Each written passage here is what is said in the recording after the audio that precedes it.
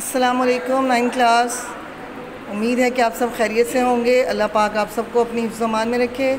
ہم نے سبق نمبر 1 مطالعہ پاکستان میں شروع کیا تھا، پاکستان کی نظریاتی اساس. اس کے پہلے 4 شارٹ کوسچنز، مختصر سوالات کے جوابات میں آپ کو بتا چکی ہوں.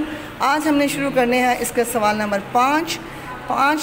سوال نمبر 5 ہے، ملت کی اساس کے حوالے سے علامہ اقبال کے 2 اشعار لکھیں. آپ کی کتاب میں ہے، یہ کتاب آپ کے پاس نہیں ہے، آپ کو PDF کی جا رہی ہے. آپ اس کتاب کو کھولیں اور آپ کو وہاں سے مل جائیں گے.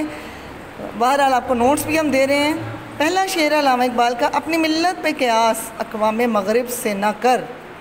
اپنی ملت پہ قیاس اقوام مغرب سے نہ کر، خاص ہے ترکیب میں قوم رسول ہاشمی. خاص ہے ترکیب میں قوم رسول ہاشمی. دوسرا شعر ہے، ان کی جمعیت کا ہے ملک و نسب پر انحصار. ان کی جمعیت کا ہے ملک و نسب پر انحصار، قوت مذہب سے مستحکم ہے جمعیت تیری. قوت مذہب سے ہے مستحکم جمعیت تیری. اگلا سوال ہے، عقیدہ رسالت کی تعریف بیان کریں.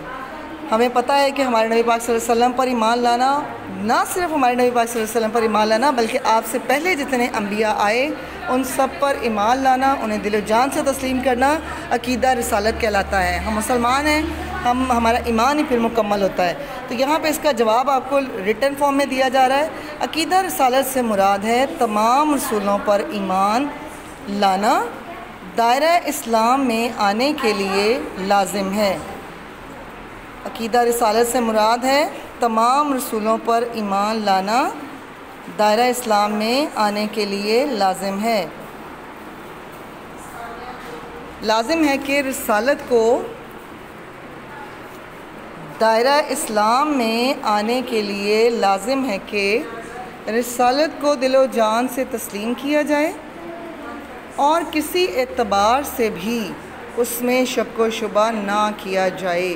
قرآن اور اسوہ رسول صلی اللہ علیہ وسلم کو سرچشمہ ہدایت ماننا لازمی تقاضا ہے.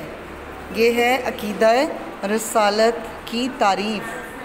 اگلا سوال آپ کا ہے، قائد اعظم نے 1 جولائی 1948 کو اسٹیٹ بینک کا افتتاح کرتے ہوئے کیا فرمایا؟ پاکستان بننے کے بعد تقریباً 1 سال بعد اسٹیٹ بینک کا افتتاح کیا. اس موقع پر قائد اعظم نے کیا فرمایا تھا؟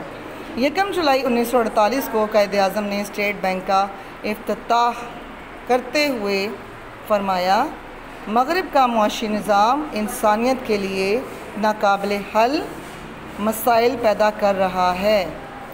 مغرب کا معاشی نظام انسانیت کے لیے ناقابل حل مسائل پیدا کر رہا ہے اور یہ لوگوں کے درمیان انصاف قائم کرنے میں ناکام رہا ہے. اور یہ لوگوں کے درمیان انصاف قائم کرنے میں ناکام رہا ہے. ہمیں دنیا کے سامنے ایسا معاشی نظام پیش کرنا ہوگا جو اسلام کے صحیح تصور مساوات پر مبنی ہو اور سماجی اصولوں کے مطابق ہو. یہ پاکستان کے لیے کہا گیا، ہمیں یعنی ہم پاکستانیوں کو، کیونکہ ہمارا ملک اسلام کے نام پہ حاصل کیا گیا. تو یہ آپ کو یہ پورا سوال کا جواب کہ 1 جولائی 1948 کو اسٹیٹ بینک کا افتتاح کرتے ہوئے قائد اعظم نے کیا فرمایا. اگلا آپ کا سوال ہے، نظریہ پاکستان سے کیا مراد ہے؟ نظریہ پاکستان شروع سے پڑھتے ہوئے آ رہے ہیں کہ نظریہ لفظ نظریہ کا مطلب سوچ ہے. تو پاکستان بنانے سے کے پیچھے کون سی سوچ کیا فرماتی، یہ ہمیں بتایا، پہلے پڑھا بھی ہم نے، ہم بھی آپ کو بتاتے رہے ہیں. اب آپ کو یہ بتا رہے ہیں کہ نظریہ پاکستان سے مراد کیا ہے، مقصد کیا تھا، اس کا مطلب کیا ہے. پاکستان ایک نظریاتی مملکت ہے جس کی بنیاد ایک فلسفہ حیات پر رکھی گئی ہے. پاکستان ایک نظریاتی مملکت ہے جس کی بنیاد فلسفہ حیات پر رکھی گئی ہے. یہ فلسفہ دین اسلام ہے. یہ فلسفہ دین اسلام ہے. پاکستان کی تمام تر اساس دین اسلام ہے اور اس کا اس سرزمین پر نفاذ صدیوں تک رہا ہے۔ یہی وہ لاہ عمل ہے جو تحریک پاکستان کا موجب بنا وجہ بنا۔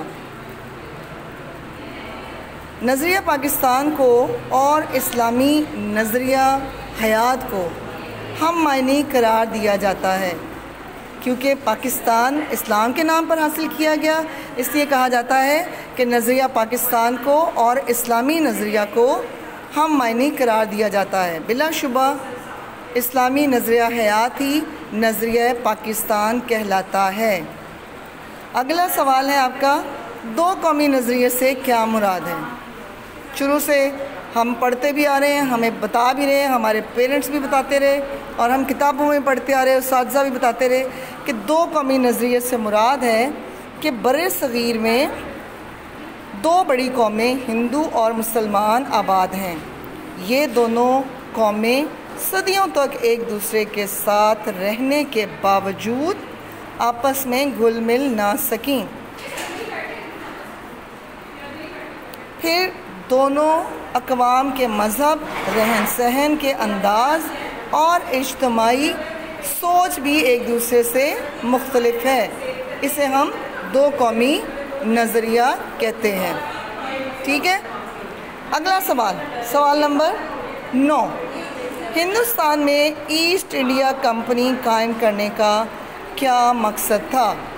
ہندوستان میں ایسٹ انڈیا کمپنی قائم کرنے کا کیا مقصد تھا؟ ایسٹ انڈیا کمپنی انگریزوں نے قائم کی تھی یہاں، اور وہ بیسیکلی یہاں تجارت کے لیے آئے تھے، لیکن اس کے پیچھے مقاصد کیا تھے؟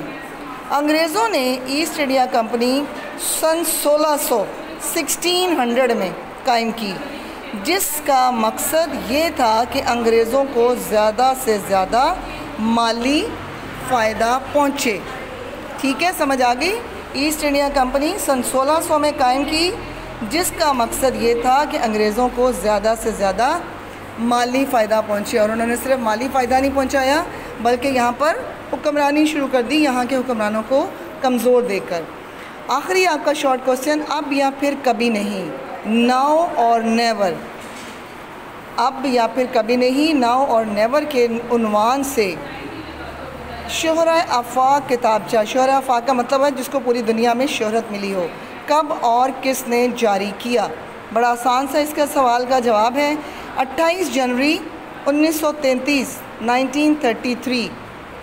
28 جنوری 1933 کو چودھری رحمت علی نے اب یا پھر کبھی نہیں یعنی ناؤ اور نیور کے نام سے 4 صفحات پر مشتمل ایک کتابچہ شائع کیا، جس میں انہوں نے دو قومی نظریے کی وضاحت کی اور لفظ پاکستان بھی تجویز کیا۔